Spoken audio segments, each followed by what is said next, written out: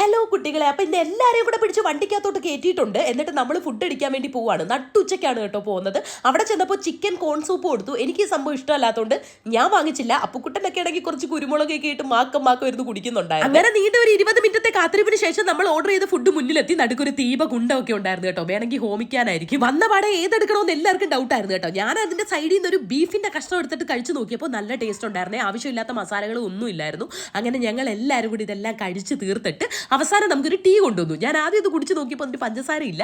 അപ്പം ഞാൻ കുറച്ച് പഞ്ചസാര ഇട്ട് കുടിച്ച് നോക്കിയപ്പോഴത്തേന് എന്തോ ഒരു പുളി പോലെ എനിക്ക് അങ്ങോട്ട് ഇഷ്ടപ്പെടാത്തതുകൊണ്ട് ഞാൻ നൈസായിട്ട് സീച്ചേട്ടൻ്റെ അടുത്തോട്ട് അങ്ങ് നീക്കി വെച്ചു. പക്ഷേ സീച്ചേട്ടന് ബാക്കി എല്ലാവർക്കും ഭയങ്കരമായിട്ട് ഇഷ്ടപ്പെട്ടു കേട്ടോ. എല്ലാവരും നന്നായിട്ട് കുടിക്കുന്നുണ്ടായിരുന്നു. ഇതേ കണ്ടില്ലേ, എല്ലാവരും ഇരുന്ന് മാക്കമാക്കമായിട്ടിരുന്ന് കുടിക്കുന്നത്.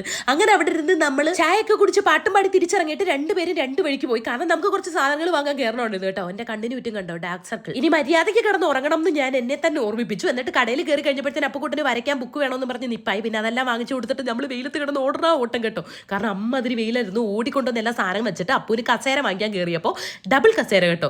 ഏടിയായിട്ട് ഉപയോഗിക്കാം, കസേരയായിട്ട് ഉപയോഗിക്കാം. പക്ഷെ വില നല്ലതായിരുന്നു. അതുകൊണ്ട് അത് അതുപോലെ തിരിച്ചു വെച്ചു. അപ്പോൾ അപ്പു പറഞ്ഞു എനിക്ക് അത് വേണ്ട, ഈ കറങ്ങുന്ന കസേര മതിയെന്ന്. എന്തായാലും രണ്ടും എടുത്തില്ല. നമ്മൾ തിരിച്ച് വീട്ടിൽ വന്നു കഴിഞ്ഞപ്പോൾ അപ്പുക്കുട്ടൻ കുറേ നേരം സൈക്കിൾ ചവിട്ടി.